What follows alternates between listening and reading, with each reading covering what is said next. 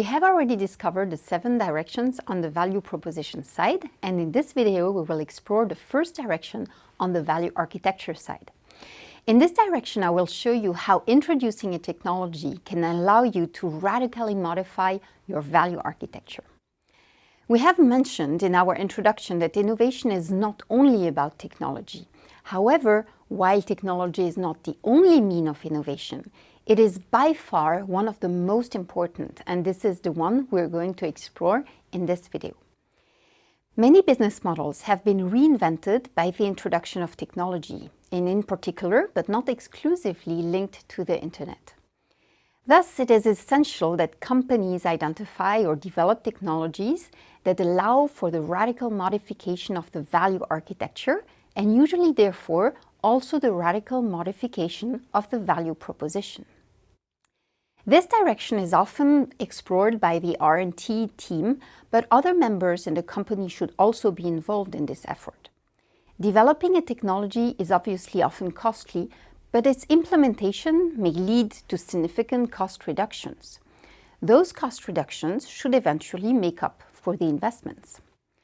Let me take the example of Valtis, a cash transportation company. And as you will see, we're not talking here about digital or the internet.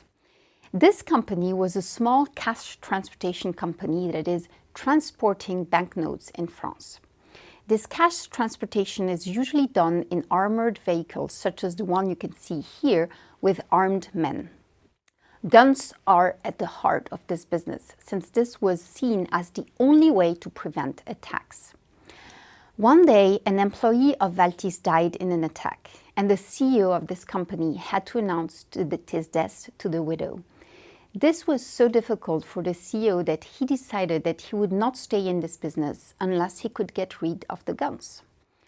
After a couple of years, he came up with a completely different way of transporting cash. Along with partners, he developed 𝐒𝐶, a container that is linked to a GPS system. This container is placed and transported in a completely ordinary unmarked vehicle. In the event of an attack, the GPS detects either a deviation from the usual route or an attempt to break open the container. In this case, an inked release system is triggered, smearing the banknotes. This makes the banknotes unusable for the offenders. Thus, the technology has completely modified the value architecture, since there is no armored truck anymore and no need to protect the truck. It makes it possible to dispose of firearms and at the same time reduce costs. Part of the decrease in cost has been transferred to the clients through lower price, allowing Valtis to introduce a real game-changing strategy. Over 50% of cash transportation in France is done nowadays thanks to this type of technology.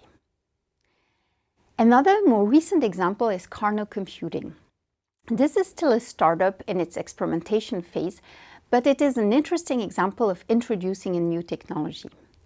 Carnot Computing is trying to introduce a technology that could disrupt the data center industry. Data centers are places where big computers are performing calculations. Those centers are very expensive to maintain since calculations produce heat and the centers thus need to be cooled down. On the other hand, during wintertime, we need to heat our apartment and spend an important amount every year by doing so. So Carnot is combining those two issues with its technology. To understand Carnot's technology, I suggest that you watch the video available through this link. So did you understand what the technology is enabling? Carnot has developed radiators that use computing processors as a heat source to heat a room. It can be your room. The device, which is really silent, receives its computing instructions online using the existing internet and power grid infrastructure. Carnot can therefore develop distributed computing capacity and lend it to companies. On the other hand, individuals equipped with the radiators are heated for free. This is the technology, but what about the business model? As a small startup, it would be very difficult for Carnot to reach out to individuals in a B2C business. This is why Carnot partnered with a real estate company and launched a full-scale experiment in 2014 in a social housing complex belonging to the City of Paris Council. Approximately 100 homes were refurbished and equipped with Carnot's radiators. This decentralized, free source of energy makes it a very interesting example. So a new technology introduces a radical change in the value architecture and very often allows to build a radically new value architecture and value proposition. In the case of Carnot, the conventional user of a data center can get the calculation at a cheaper price, since Carnot uses the space of individuals who themselves get the heat for free. More recently, Carnot has gone even further and has released a crypto heater that allows you to earn cryptocurrencies while heating. Indeed, the heat is generated by the two graphics cards embedded in the device that mine cryptocurrencies or blockchain transactions. While heating, you create money. Artificial intelligence is another technology that will transform the value architecture in the coming years. Many bots are already replacing humans in call centers, for example. And as always, to conclude, here are the questions that you can ask yourself when exploring this direction number 8. Do your competitors use a technology that you could integrate? What are the existing technology in other sectors that you could use? So this was our first direction on the value architecture side. Please join me for the next video on direction number 9, the second on the value architecture side.